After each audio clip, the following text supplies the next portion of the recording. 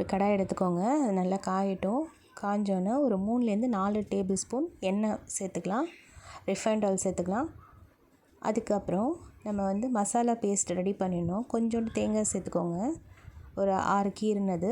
அதோட சோம்பு ஒரு 1 டீஸ்பூன் சேர்த்துட்டு கொஞ்சம் அரைச்சிட்டு அதுக்கப்புறம் தண்ணி விட்டுக்கலாம். அதோட 4 பல் பூண்டு போட்டுட்டு அதையும் சேர்த்து நல்லா அரைச்சிக்கோங்க. ரொம்ப நைஸாக வேண்டாம், ஓரளவுக்கு கொரகொரப்பாக இருக்கணும்.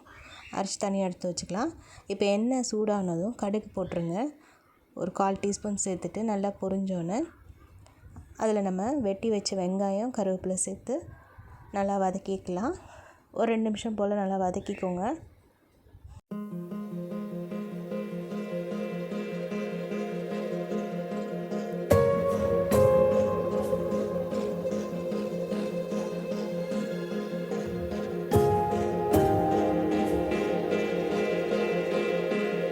இப்போ நம்ம உருளைக்கிழங்கு இது மாதிரி கழுவிட்டு கட் பண்ணி நம்ம தண்ணியில் போட்டு வச்சிடலாம். தோலோடு இருக்கட்டும். இப்போ நம்ம வதக்கின வெங்காயத்தில் அதை நம்ம சேர்த்துடலாம். சேர்த்துட்டு நல்லா வதக்கி விட்டுக்கோங்க ஒரு 2 நிமிஷம் போல்.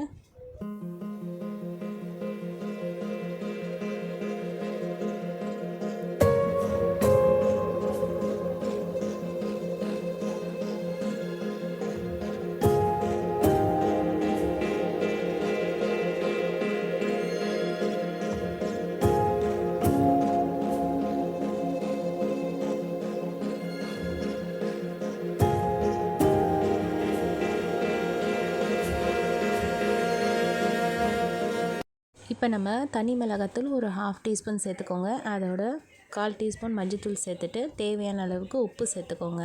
நான் கல் உப்பு சேர்த்துருக்கேன். ஸோ இதோட நம்ம தண்ணி விட வேணாம். அந்த தேங்காய் அரைச்சிருக்கோம்ல அந்த பேஸ்ட்டோட லைட்டாக தண்ணி விட்டு அதோட சேர்த்து மிக்ஸ் பண்ணி விட்டுக்கிட்டிங்கன்னா போதும்.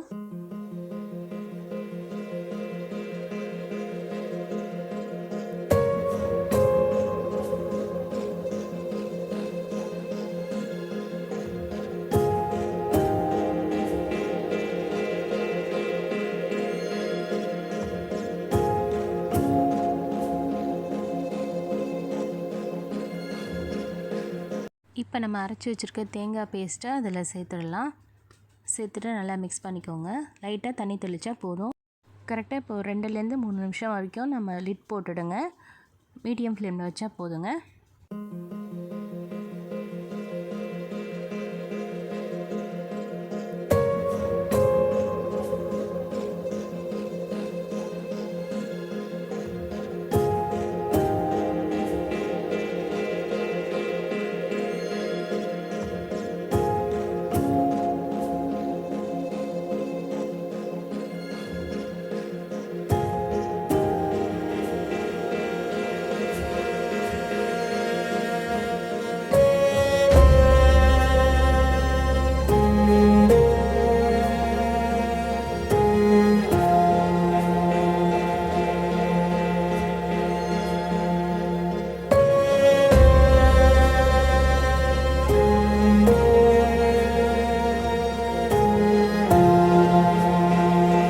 நம்ம இடையில கொஞ்சம் ஓப்பன் பண்ணிவிட்டு நல்லா மிக்ஸ் பண்ணி விட்டுக்கோங்க. அதுக்கப்புறமா க்ளோஸ் பண்ணிவிடுங்க. மறுபடியும் ஒரு 2 மினிட்ஸ் போல் சிம்லேயே இருக்கட்டும்.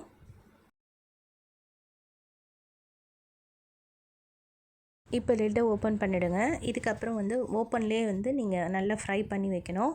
ஸோ அப்போ தான் நல்லா குழவா இல்லாமல் உதிரியாக கிடைக்கும். இப்போ ஆல்மோஸ்ட் ரெடி ஆகிடுச்சு. நம்ம ரைஸை நம்ம ஏற்கனவே குக்கரில் பாயில் பண்ணி தனியாக எடுத்து வச்சுக்கணும். கொஞ்சம் உதிரியாக ரைஸ் ரெடியாக வச்சுக்கணும். ஸோ இப்போ இதை எடுத்து நம்ம 2 கரண்டி எடுத்து ரைஸில் மிக்ஸ் பண்ணி விட்டுட்டு அப்படியே நீங்கள் வேணும்னா தேவைப்பட்டால் நல்லெண்ணெய் சேர்த்துக்கலாம்.